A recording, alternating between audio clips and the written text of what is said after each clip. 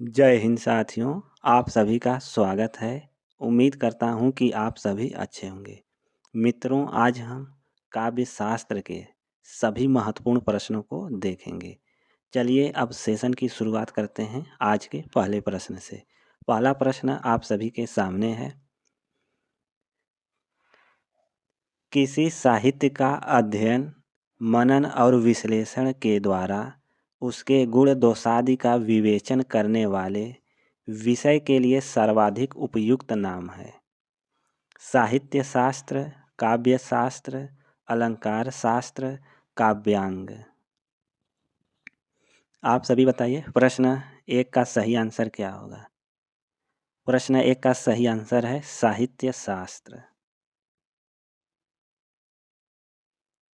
प्रश्न दो, भारतीय काव्यशास्त्र का प्राचीनतम ग्रंथ है। आचार्य भामह कृत काव्यालंकार, आचार्य भरतकृत नाट्यशास्त्र, राजशेखर कृत काव्य मीमांसा, आचार्य मम्मट कृत काव्य प्रकाश। आपको बताना है भारतीय काव्यशास्त्र का प्राचीनतम ग्रंथ कौन सा है। वेरी इंपॉर्टेंट प्रश्न है। भारतीय काव्यशास्त्र का प्राचीनतम ग्रंथ है आचार्य भरतकृत नाट्यशास्त्र। प्रश्न तीन, 4 वेद, 6 वेदांग और 4 शास्त्र के अतिरिक्त 15वीं विधा किसे माना गया है। प्रहसन, कला, काव्य, संगीत। आप सभी बताइए 4 वेद, 6 वेदांग और 4 शास्त्र के अतिरिक्त 15वीं विधा किसे माना गया है।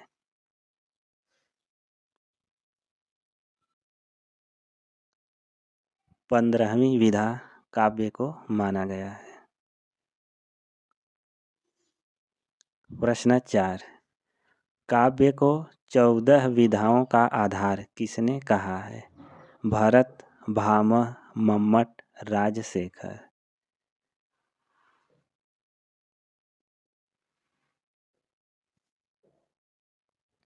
काव्य को 14 विधाओं का आधार किसने कहा है।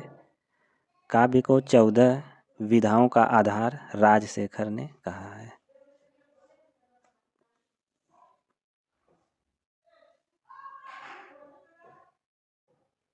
प्रश्न 5, शब्दार्थों सहितम काव्यम कथन इनमें से किसका है। भामह, दंडी, वामन, मम्मट। आप सभी बताइए शब्दार्थों सहितम काव्यम कथन इनमें से किसका है।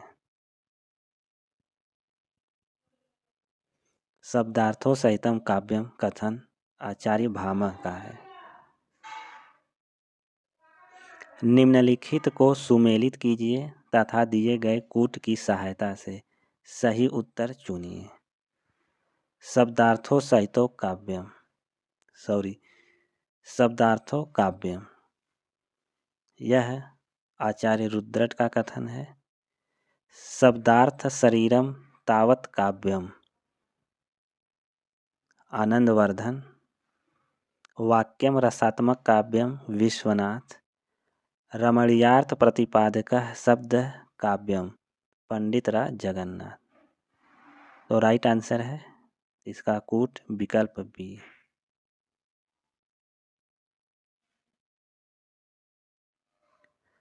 प्रश्न संख्या 7, अंतःकरण की वृत्तियों के चित्र का नाम कविता है, किसने कहा है। मैथिली शरण गुप्त, हजारी प्रसाद द्विवेदी, महावीर प्रसाद द्विवेदी, प्रेमचंद। अंतःकरण की वृत्तियों के चित्र का नाम कविता है, किसने कहा है।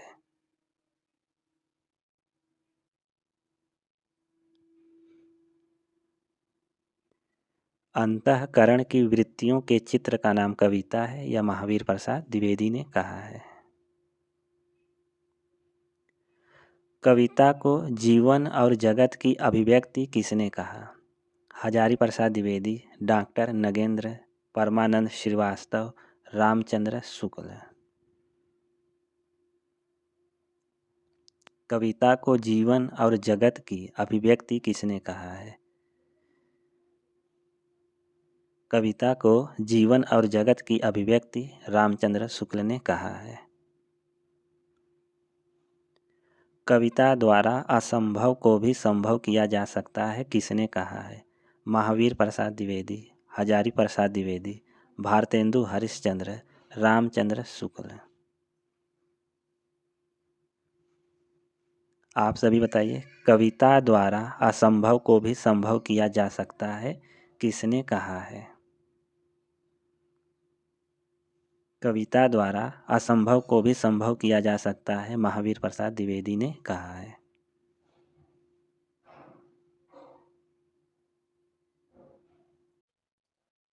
निम्नलिखित को सुमेलित कीजिए तथा नीचे दिए गए कूट की सहायता से सही उत्तर चुनिए। काव्य जीवन की आलोचना है, यह कथन मुंशी प्रेमचंद का है। काव्य आत्मा की संकल्पनात्मक अनुभूति है, यह कथन जयशंकर प्रसाद का है। काव्य आत्माभिव्यक्ति है, यह कथन डॉक्टर नगेंद्र का है। कविता हमारे परिपूर्ण क्षणों की वाणी है, सुमित्रा नंदन पंत।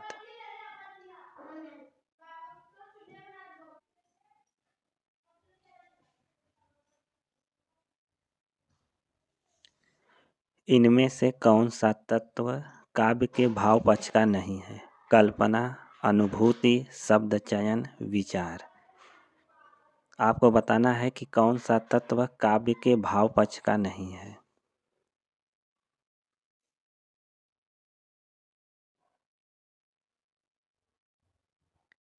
काव्य के भाव पक्ष का तत्व नहीं है शब्द चयन। यहाँ पर कल्पना, अनुभूति और विचार, ये तीनों काव्य के भाव पक्ष हैं। इनमें से एक तत्व कविता के कला पक्ष से संबंधित नहीं है। बिंब और प्रतीक, अलंकार, भाषा, कल्पना। आप सभी बताइए, कौन सा तत्व कविता के कला पक्ष से संबंधित नहीं है?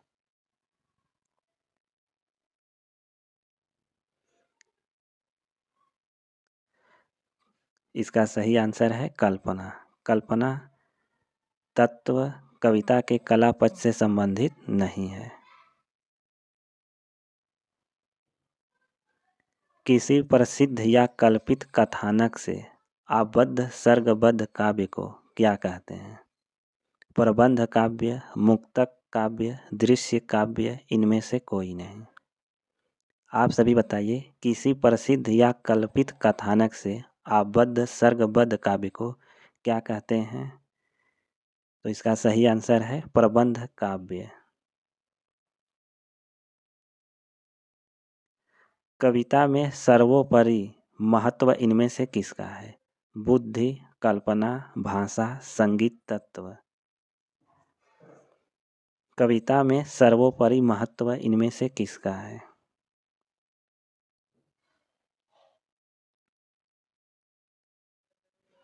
कविता में सर्वोपरि महत्व है कल्पना का।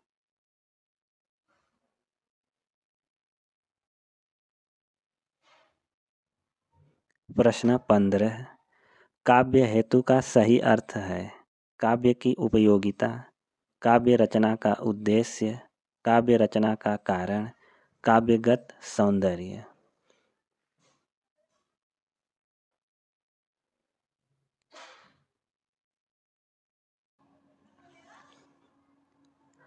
काव्य हेतु का सही अर्थ है काव्य रचना का कारण। प्रश्न संख्या 16, वामन ने काव्य हेतु के लिए कौन सा शब्द प्रयोग किया है? काव्य शास्त्र, साहित्य शास्त्र, अलंकार, काव्यांग। वेरी वेरी इंपॉर्टेंट प्रश्न है। वामन ने काव्य हेतु के लिए किस शब्द का प्रयोग किया है?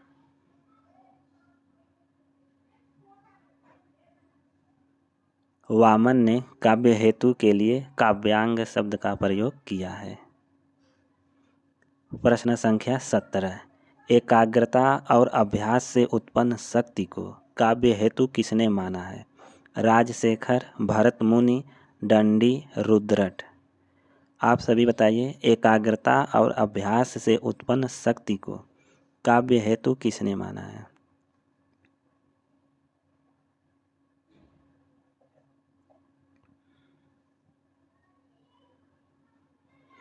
एकाग्रता और अभ्यास से उत्पन्न शक्ति को काव्य हेतु आचार्य राजशेखर ने माना है।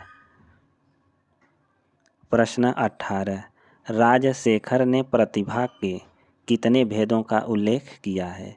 2, 3, 4, 5। राजशेखर ने प्रतिभा के कुल 3 भेद माने हैं। राजशेखर ने प्रतिभा के कुल 3 भेदों का उल्लेख किया है। पहला है सहजा, आहार्या और औपदेशिकी।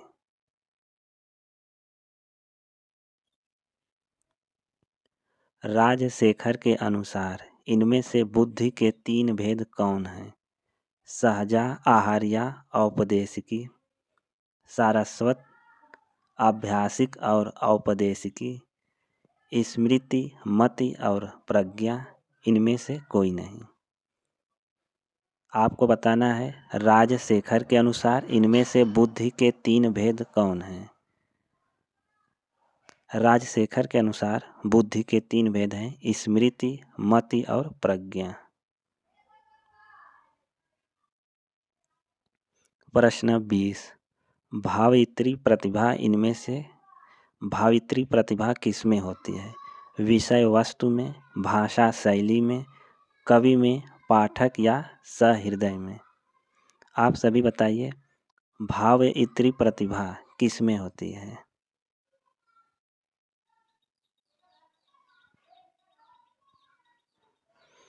भावित्री प्रतिभा किसमें होती है? तो राइट आंसर है पाठक या सहृदय में।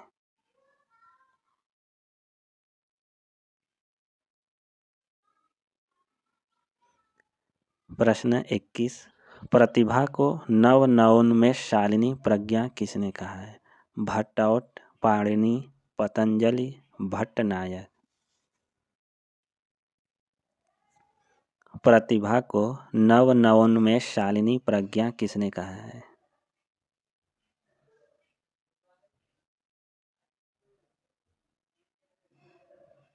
प्रतिभा को नवोन्मेषशालिनी प्रज्ञा भट्टौत ने कहा है।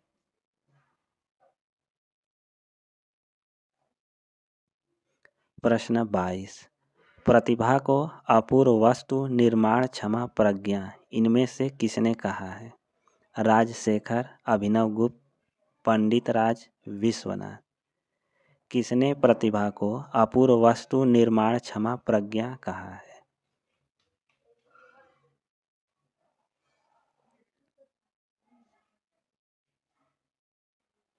प्रतिभा को अपूर्व वस्तु निर्माण क्षमा प्रज्ञा अभिनवगुप्त ने कहा। प्रश्न संख्या 23। मम्मट ने प्रतिभा के लिए किस शब्द का प्रयोग किया है? काव्यांग, व्युत्पत्ति, शक्ति, अभ्यास। वेरी इंपॉर्टेंट प्रश्न है। प्रश्न संख्या 23। मम्मट ने प्रतिभा के लिए किस शब्द का प्रयोग किया है? मम्मट ने प्रतिभा के लिए शक्ति का प्रयोग किया है। प्रश्न 24।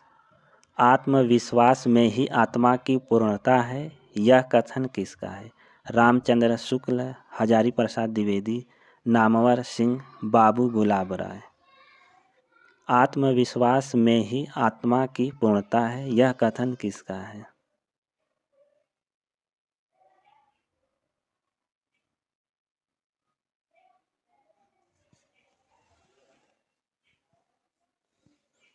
आत्मविश्वास में ही आत्मा की पूर्णता है, यह कथन किसका है? यह कथन बाबू गुलाब राय का है।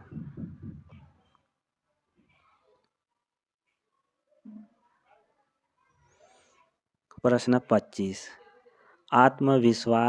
आत्मविस्तार को काव्य का प्रेरक तत्व किसने माना है? बाबू गुलाब राय, रामचंद्र शुक्ल, जयशंकर प्रसाद, सुमित्रानंदन पंत। आत्मविस्तार को काव्य का प्रेरक तत्व किसने माना है? आत्मविस्तार को काव्य का प्रेरक तत्व बाबू गुलाब राय ने माना है। प्रश्न 26। आचार्य नंद दुलारे वाजपेयी ने काव्य की प्रेरणा किससे माना है? सजगता, अनुभूति, वासना का दमन, अध्ययन।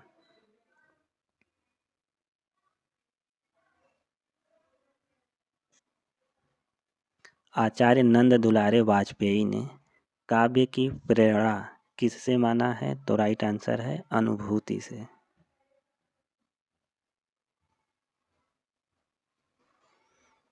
प्रश्न 27। ईश्वरी उन्माद को काव्य हेतु माना है? अरस्तु ने, क्रोचे ने, प्लेटो ने, फ्रायड ने।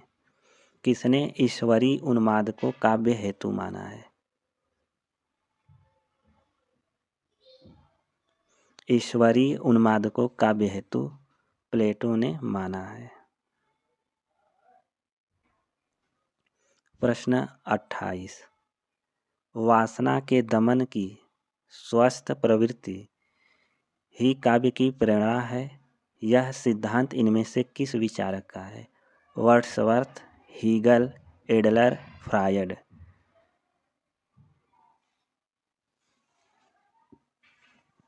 आप सभी बताइए प्रश्न 28 का सही आंसर क्या होगा?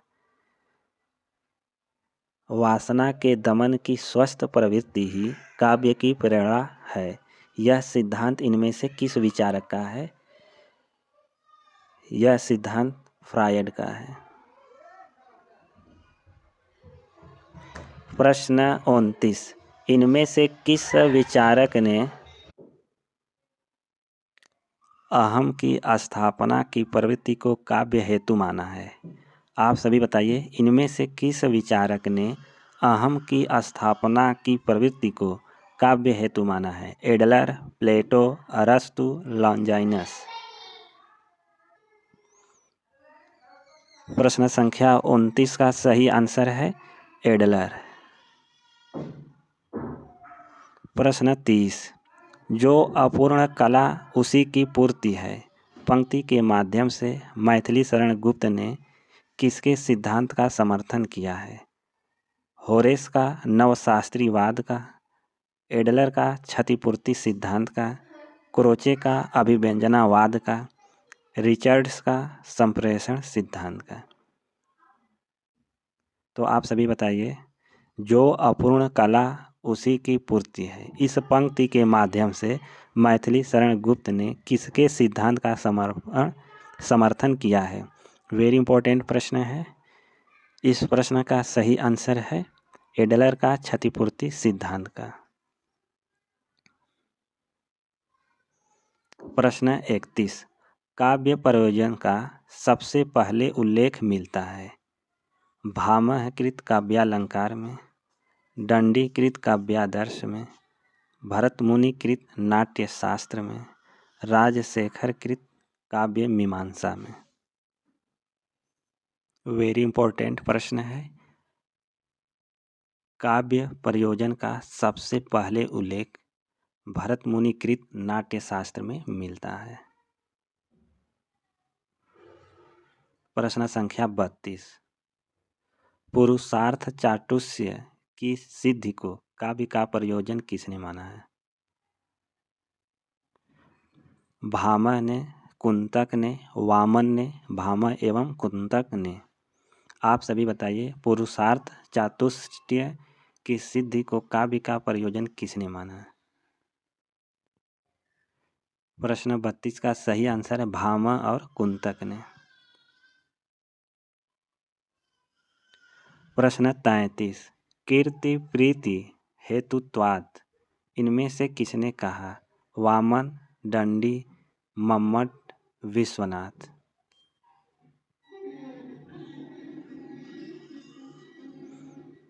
कीर्ति प्रीति हेतुत्वात् इनमें से किसने कहा है? वेरी इंपॉर्टेंट प्रश्न है। प्रश्न संख्या 33। यह कथन आचार्य वामन का है। प्रश्न 34। इनमें से किस कवि ने आत्मानुभव सार की अभिव्यक्ति को काव्य प्रयोजन माना है? नामदेव, कबीर, जायसी, सूर। किस कवि ने आत्मानुभव सार की अभिव्यक्ति को काव्य का प्रयोजन माना है? तो इसका सही आंसर है कबीर। प्रश्न 35। सर्वहितकारी भावना को काव्य का प्रयोजन किसने माना है? सर्वहितकारी भावना को काव्य प्रयोजन किसने माना है? कबीर, सूर, तुलसी या जायसी ने? आप सभी बताइए, सर्वहितकारी भावना को काव्य का प्रयोजन किसने माना है? तो इसका राइट आंसर है तुलसी। मित्रों, आज की प्रश्नोत्तरी को यहीं पर समाप्त करते हैं। यदि यह प्रश्नोत्तरी आप सभी को अच्छा लगा हो तो वीडियो को लाइक और चैनल को सब्सक्राइब कर लें। जय हिंद मित्रों।